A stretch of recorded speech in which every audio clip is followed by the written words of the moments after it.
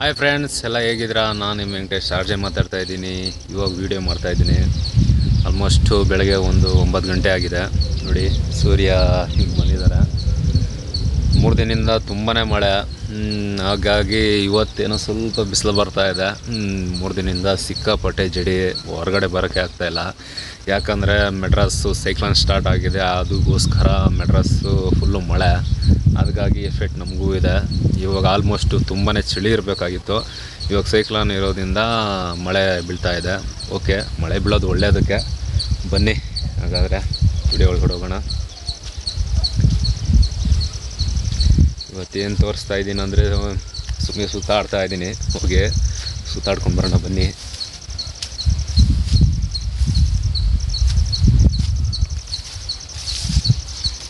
ನೋಡಿ, ಇದು ತೊಗರಿ ಗಿಡನ ಹಾಕಿದ್ದೀರ ನಮ್ಮ ತೋಟದಲ್ಲಿ.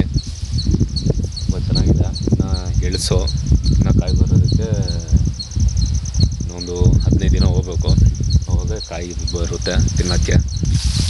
ಇದರಲ್ಲಿ ಸಾರು ಮಾಡಿದ್ರೆ ತುಂಬಾ ಚೆನ್ನಾಗಿರುತ್ತೆ ತೊಗರಿ ಕಾಳಲ್ಲಿ.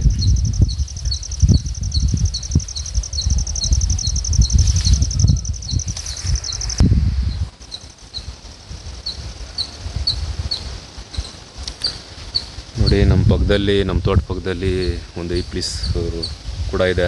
ಇಪ್ಲಿಸ್ ಸೊಪ್ಪು, ಕೆಲವರು ಇದನ್ನು ನೀಲಗಿರಿ ಸೊಪ್ಪು ಕೂಡ ಅಂತಾರೆ. ಈ ನೀಲಗಿರಿ ಸೊಪ್ಪಿಂದ ಏನಪ್ಪ ಉಪಯೋಗ ಅಂತ ಹೇಳಿದ್ರೆ, ಏನು ಉಪಯೋಗ ಇಲ್ಲ. ಇದು ಒಂದು ರೈತರನ್ನ ಒಂದು ವೈರಿ ಕೂಡ ಅಂತಲೂ ಹೇಳ್ಬೋದು. ಇಪ್ಲಿಸ್ ಒಂದು ಮರನ ಯಾಕಪ್ಪ ಅಂತ ಹೇಳಿದ್ರೆ, ಇದು ಇವತ್ತಿನ ದಿನ ಒಂದು ರೈತರಿಗೆ ತುಂಬಾ ಕಷ್ಟ. ಇದು ಈ ನೀಲಗಿರಿ ಸೊಪ್ಪಿಂದ ಅಂತಲೇ ಹೇಳ್ಬೋದು. ಏನಪ್ಪ ಅಂತ ಹೇಳಿದ್ರೆ, ಒಂದು ತೋಟ ಪಕ್ಕದಲ್ಲಿದ್ದರೆ ಅವ್ರ ತೋಟನೇ ಸುಮಾರು ಒಂದು 20 ಅಡಿ ಏನು ಬೆಳೆ ಬೆಳೆಯೋಕ್ಕಾಗಲ್ಲ ಈ ಇಪ್ಲಿಸ್ ಮರದಿಂದ. ನೋಡಿ ಎಷ್ಟು ದೊಡ್ಡಗಿದೆ ಇಪ್ಲಿಸ್ ಮರ. ನೋಡಿ, ಇರೋದ್ರಿಂದ ತೋಟದಲ್ಲಿ ಸುಮಾರು ಒಂದು 20 ಅಡಿ ಏನು ಬೆಳೆನೇ ಆಗಲ್ಲ ಅಂತ ಹೇಳ್ಬೋದು. ಅದಲ್ದಿರ ಮತ್ತು ಅಂತರ್ಜಲ ಕುಸಿಯೋದಕ್ಕೆ ಇದೊಂದು ಕಾರಣ ಅಂತಲೇ ಹೇಳ್ಬೋದು. ನೋಡಿ, ನಮ್ಮ ತೋಟ ಪಕ್ಕದಲ್ಲೇ ಇದೆ ಇದು ಇಪ್ಲಿಸ್ ಮರ. ನೋಡಿ, ಈ ಇಪ್ಲಿಸ್ ಮರ ಒಂದು ಅಂತರ್ಜಲನೇ ಕಮ್ಮಿ ಆಗುತ್ತೆ. ಯಾಕಂದರೆ ಇದ್ರ ಬೇರೊಂದಿದೆ.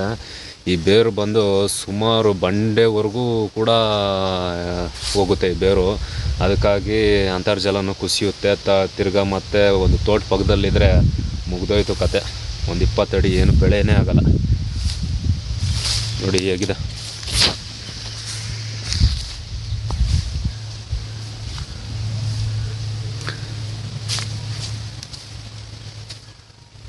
ಇದು ನಮ್ಮ ತೋಟ.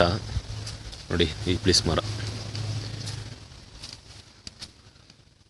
ತೋಟ ಪಕ್ಕದಲ್ಲಿ ಏನಪ್ಪ ಅಂತ ಹೇಳಿದ್ರೆ, ನೋಡಿ ಇದು ತೋಟ ಪಕ್ಕದಲ್ಲಿದೆ. ನಾವು ತೋಟದಲ್ಲಿ ಹಾಕೋವಂಥ ಗೊಬ್ಬರ, ನೀರು ಇದೆಲ್ಲ ಕೂಡ ಈ ಬೇರುಗಳ ಮುಖಾಂತರ ಇದು ಎಳ್ಕೊಳುತ್ತೆ. ನೋಡಿ, ಅದಕ್ಕೆ ಇಷ್ಟು ದಪ್ಪ ಇದೆ, ನೋಡ್ಬೋದು ನೀವು.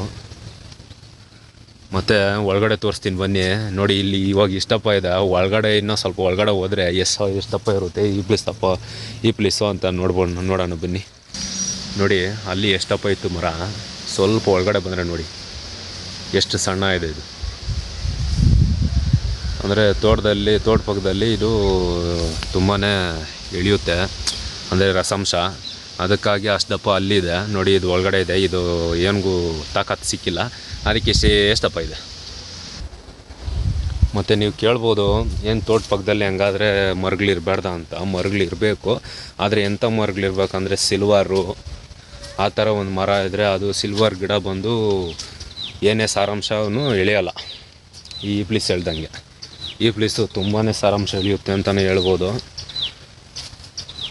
ಸಿಲ್ವರ್ ಬಂದು ಸಾರಾಂಶ ಎಳೆಯಲ್ಲ. ಸಿಲ್ವರು ಕೂಡ ಇದೆ ನಮ್ಮ ತೋಟದಲ್ಲಿ, ನಾವೇ ನೆಟ್ಟಿರೋದು. ಅದು ಹೇಗಿದೆ ಬನ್ನಿ ನೋಡೋಣ. ಇಲ್ಲೊಂದು ಕೊಂಬಿದೆ, ಅದಕ್ಕೋಸ್ಕರ ಹೋಗಿದೆ. ಓಕೆ ಬನ್ನಿ. ನೋಡಿ, ಇಷ್ಟು ದಪ್ಪ ಇದೆ. ನಾವು ತೋಟಕ್ಕೆ ಹಾಕೋಂಥ ಗೊಬ್ಬರ ಎಲ್ಲ ಇದೇ ಎಳಿತದೆ ಬಡ್ಡಿ ಮಗಂದು. ಏನು ಮಾಡೋಕ್ಕಾಗಲ್ಲ. ಬೇರೆ ಒಬ್ಬರು ಜಮೀನು, ಅವ್ರಿಗೆ ನಾವು ಹೇಳೋಕ್ಕೂ ಆಗಲ್ಲ, ಅವ್ರು ಕಿತ್ತಾಕೋದು ಇಲ್ಲ. ಹಾಗಾಗಿ ಏನು ತಲೆ ಕೆಡ್ಸ್ಕೊಳಕ್ಕಾಗಲ್ಲ ಅಲ್ವಾ. ಕಾಮನ್. ಓಕೆ ಬನ್ನಿ.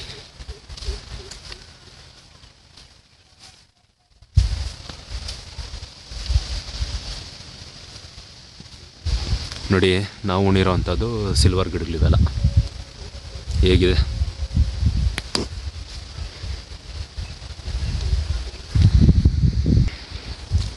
ನೋಡಿ ನಾವು ಉಣಿರೋಂಥದ್ದು ಸಿಲ್ವರ್ ಇದು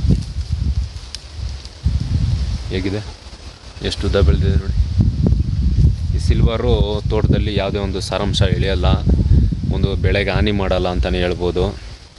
ಯಾಕಂತ ಹೇಳಿದ್ರೆ ಇದು ಅಂಥ ಒಂದು ಬೆಳೆ, ಪಾಪ ಸಿಲ್ವರು ಯಾವುದೇ ಸಾರಾಂಶ ಇಳಿಯಲ್ಲ. ನೋಡಿ ಎಷ್ಟು ದಪ್ಪ ಇದೆ, ತೋಟ ಪಕ್ಕದಲ್ಲೂ ಇದ್ರೂ ಕೂಡ ಇದು ಒಂದು ಸಾರಾಂಶನೇ ಇಳಿಯಲ್ಲ ಅಂತಲೇ ಹೇಳ್ಬೋದು. ಆದರೆ ಈ ಪ್ಲೇಸ್ ತುಂಬಾ ಇಳಿಯುತ್ತೆ ನೋಡಿ. ಲೈನ್ ಉದ್ದಕ್ಕೂ ಉಣಿದ್ದೀನಿ ನಾನು.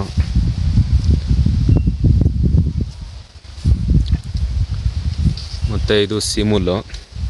ಈ ಸೀಮುಲ್ ಬಂದು ದನಗಳಿಗೆ, ಮೇಕೆ ಕುರಿಗಳಿಗೆ ಇವೆಲ್ಲ ಆಗುತ್ತೆ.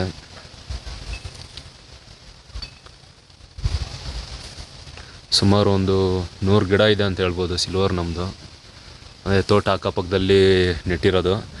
ಇದು ಉಪಯೋಗ ಅಂತ ಏನು ಹೇಳ್ಬೇಕಂದ್ರೆ, ಒಂದು ತೋಟಕ್ಕೆ ನೆರಳು ಕೊಡುತ್ತೆ, ತಣುವು ಕೊಡುತ್ತೆ.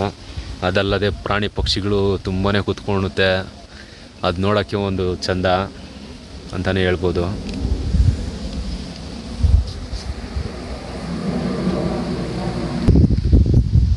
ಇದು ಓಣಿ ಅಂತ ಹೇಳ್ತಾರೆ ನೋಡಿ. ಇಲ್ಲೊಂದು ಬೇವಿನ ಮರ ಇದೆ, ತುಂಬ ಚೆನ್ನಾಗಿತ್ತು. ಅವನ ಬೆಂಕಿ ಇಕ್ಕಿ ಮರನೇ ಸುಟ್ಟೋಯ್ತು. ಇವತ್ತಿನ ದಿನ ನೆಡಕ್ಕಂತೂ ಆಗಲ್ಲ, ಆದರೆ ಬೆಳೆದು ನಿಂತಿರೋ ಮರನೂ ಜನ ಸುಟ್ಟಾಕ್ತಾರೆ. ಏನು ಮಾಡೋಕ್ಕಾಗಲ್ಲ, ಅಂಥ ಜನಗಳು ಪಕ್ಕದಲ್ಲಿ ಇರ್ತಾರೆ. ಅವ್ರಿಗೆ ಏನು ಹೇಳ್ರು ಅರ್ಥ ಆಗಲ್ಲ. ನನ್ನ ಮಕ್ಳು ಅರ್ಥ ಮಾಡ್ಕೊಬೇಕು, ಅವ್ರು ಮಾಡ್ಕೊಳಲ್ಲ, ಏನು ಮಾಡ್ಕೊಳಲ್ಲ. ಬನ್ನಿ ನೋಡಿ. ಹಾಗೆ ಇದು ಗಟ್ಟುಗಳು ಮನೆ ಇದೆ, ಮತ್ತು ಇದು ಕೂಡ ಇದೆ ಬಿದಿರು ಮರಗಳು ಕೂಡ ಇದೆ ನೋಡಿ. ಈ ಗಟ್ಟುಗಳಲ್ಲಿ ಬಂದು ತುಂಬ ಜೀವಿಗಳು ವಾಸ ಮಾಡುತ್ತೆ. ಅಂದರೆ ನವಿಲು ಮತ್ತು ಮೊಲ, ತಿರ್ಗಾ ಕೌಜು ಅಂತಾರೆ. ಅವು ಕೌಜುಗಳು ಕೂಡ ಇದರಲ್ಲೇ ಒಂದು ಮೊಟ್ಟೆ ಇಕ್ಕಿ ಮರಿ ಮಾಡ್ಕೊಂಡು ಹೋಗೋದು. ಈ ಥರ ಗಟ್ಟುಗಳಲ್ಲಿ ಮೊಲಗಳು ಕೂಡ ಇದರಲ್ಲೇ ವಾಸ ಮಾಡೋದು ಅಂತಲೇ ಹೇಳ್ಬೋದು ನೋಡಿ. ಈ ಟೈಮು ಫುಲ್ಲು ಮಳೆ ಬಿದ್ದಿದೆ, ನೈಟೆಲ್ಲ ಫುಲ್ಲು ಮಳೆ. ಈ ಟೈಮಲ್ಲಿ ನೈಟೆಲ್ಲ ಹೋಗಿ ನಿದ್ದೆ ಇರೋಲ್ಲ ನೋಡಿ. ಇವಾಗ ಚುರುಕಾಗಿ ಬಿಸಿಲು ಹೊಡಿತಾ ಇದೆ. ಈ ಥರ ಒಂದು ಸ್ಲೋಪಲ್ಲಿ ಬಿಸಿಲು ಹೊಡೆದ್ರೆ ಮೊಲಗಳು ಬಿಸಿಲು ಕಾಯ್ತಾ ಮಲ್ಕೊಂಬಿಡುತ್ತೆ ಒಂದೊಂದು. ತುಂಬ ಸರಿ ನಾನು ನೋಡಿದ್ದೀನಿ. ಇವತ್ತು ಆ ಕಡೆ ಎಲ್ಲ ಹೋಗೋಣ ಅಂತಿದ್ದೀನಿ. ಓಕೆ, ಆ ಕಡೆ ಎಲ್ಲ ಹೋಗಿ ವೀಡಿಯೋ ಮಾಡೋಣ ಬನ್ನಿ ನೋಡಿ. ಅಲ್ಲಿ ಒಂದು ನಾಯಿ ಏನೋ ಹುಡುಕ್ತಾ ಇದೆ, ಏನೋ ಇರಬೇಕು ಮೋಸ್ಟ್ಲಿ. ಅಂದರೆ ಮೊಲ ಇಲ್ಲಾಂದರೆ ಅಳಿಲು ಪ್ರಾಣಿ ಇರಬೇಕು, ಅದಕ್ಕೆ ಹುಡುಕ್ತಾ ಇದೆ ತುಂಬ.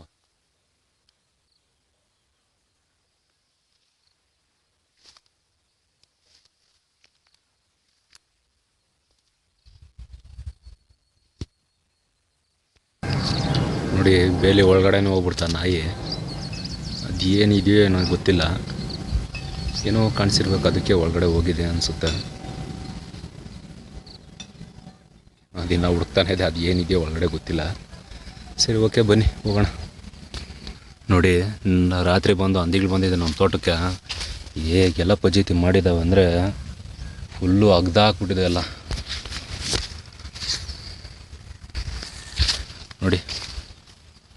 ಎಲ್ಲ ಅಂದರೆ ಎಲ್ಲ ಅಗ್ದಾಕ್ಬಿಟ್ಟಿದೆ.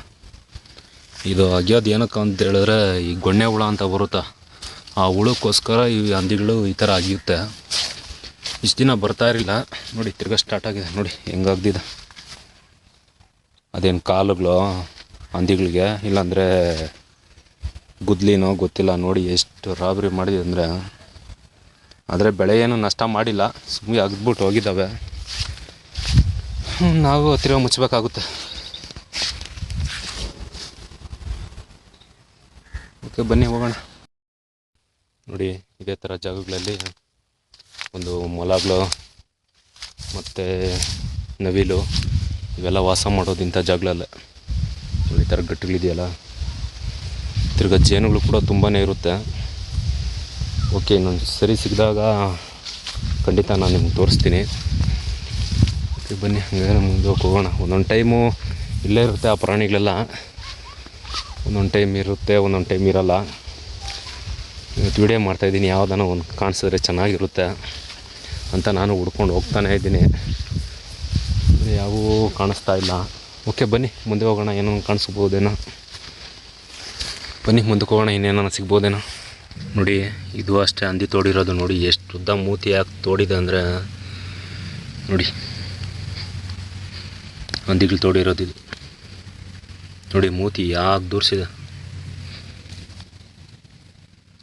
ಓಕೆ ಬನ್ನಿ ಆ ಥರ ಹೋಗ್ತಾರೋಣ, ಇನ್ನೂ ಏನೊಂದು ಸಿಗ್ಬೋದೇನೋ. ಇಲ್ಲಿ ಹೋಗೋಕ್ಕೆ ಜಾಗ ಇಲ್ಲ, ಅದು ಬೇರೆ ಮಳೆ ಬೇರೆ ತುಂಬಾ ಬೀಳ್ತಾಯಿದೆ. ಓಕೆ ಇಲ್ಲೊಂದು ದಾರಿ ಸಿಕ್ತು, ಬನ್ನಿ ದಾರಿಯಿಂದ ಹೋಗೋಣ. ಏನೋ ನಮ್ಮ ಪ್ರಾಣಿಗಳು ಸಿಗ್ಬೋದು, ಕಾಣಿಸ್ಬೋದು ನಮ್ಮ ಕಣ್ಣಿಗೆ. ಬೇರೆ ಟೈಮಲ್ಲೆಲ್ಲ ತುಂಬ ಕಾಣಿಸುತ್ತೆ. ನೋಡಿ ಕ್ಯಾಮ್ರಾ ಎತ್ಕೊಂಡು ಬಂದಿದ್ದೀನಿ, ಇವತ್ತು ಏನು ಕಾಣಿಸ್ತಾನೆ ಇಲ್ಲ ಪ್ರಾಣಿಗಳು. ನೋಡಿ ಈ ಪ್ಲೀಸ್ ಮರಕ್ಕೆ ಏನೋ ರೋಗ ಹೊಡೆದಿದೆ. ರೋಗ ಹೊಡೆದ್ರೆ ನೋಡಿ ಈ ಟೈಪ್ ಆಗುತ್ತೆ. ಏನೋ ರೋಗ ಅಂತಾರೆ, ಅದನ್ನ ಹೆಸರು ಗೊತ್ತಿಲ್ಲ. ಓಕೆ ಬನ್ನಿ. ಓಕೆ ಫ್ರೆಂಡ್ಸ್, ಈ ಥರ ಒಂದು ದಾರಿನಲ್ಲಿ ಹೋಗ್ತಾ ಇದ್ದೀನಿ, ಏನಾರು ಸಿಗ್ಬೋದು ಅಂತ. ಏನು ಸಿಕ್ಕೋದು ಗೊತ್ತಿಲ್ಲ. ಏನಾದರೂ ಸಿಕ್ಕಿದ್ರೆ ನಿಮ್ಗೆ ತೋರ್ಸೋಕ್ಕೆ ಚೆನ್ನಾಗಿರುತ್ತೆ. ನೋಡಿ ಹಾಗೆ ಹೋಗ್ತಾ ಹರೋಣ ಬನ್ನಿ.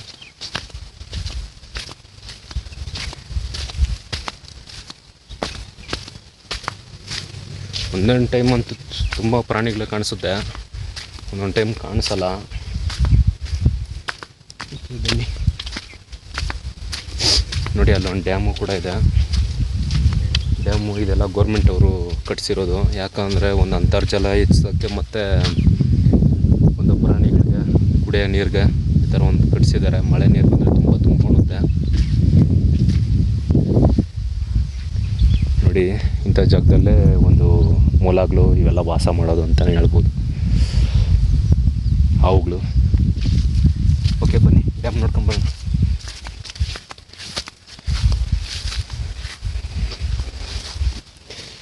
ನೋಡಿ ಇಲ್ಲೂ ಕೂಡ ಸ್ವಲ್ಪ ನೀರು ನಿಲ್ಲುತ್ತೆ. ಹಂದಿಗಳು ನೀರು ಕುಡಿದ್ಬಿಟ್ಟು ಹೋಗಿದ್ದಾವೆ. ಆಲ್ಮೋಸ್ಟು ಬೇಸಿಗೆ ಎಂಟ್ರಿ ಕೊಡ್ತಾ ಇರೋದ್ರಿಂದ ಮಳೆ ನೀರು ಇಲ್ಲ ಅಷ್ಟು. ನೋಡಿ ಈ ಅಜ್ಜಿಗಳೆಲ್ಲ ನೀವು ನೋಡ್ಬೋದು, ಇವೆಲ್ಲ ಹಂದಿಗಳದ್ದು ಅಜ್ಜೆ. ಓಕೆ ಬನ್ನಿ ಡ್ಯಾಮ್ ಯಾಕೆ ನೋಡೋಣ, ಯಾವುದನ್ನ ಪ್ರಾಣಿ ನೀರು ಕುಡಿತಿರುತ್ತೆ ಅನ್ನೋ ಗೊತ್ತಿಲ್ಲ. ಸೈಲೆಂಟಾಗಿ ಹೋಗ್ಬೇಕು ಬನ್ನಿ. ಇದರಲ್ಲಿ ನೀರೇ ಇಲ್ಲ ನೀರು ಕುಡಿಯೋದಕ್ಕೆ. ಮಳೆ ಬೀಳ್ತಾ ಇದೆ, ವಿಡಿಯೋ ಮಾಡೋಕ್ಕೆ ಕಷ್ಟ ಆಗ್ತಾಯಿದೆ, ಯಾಕಂದರೆ ಕ್ಯಾಮ್ರಾ ಮೇಲೆ ಎಲ್ಲ ನೀರು ಬರ್ತಾಯಿದೆ. ಓಕೆ ಬನ್ನಿ ನಮ್ಮ ಮುಂದಕ್ಕೆ ಹೋಗೋಣ.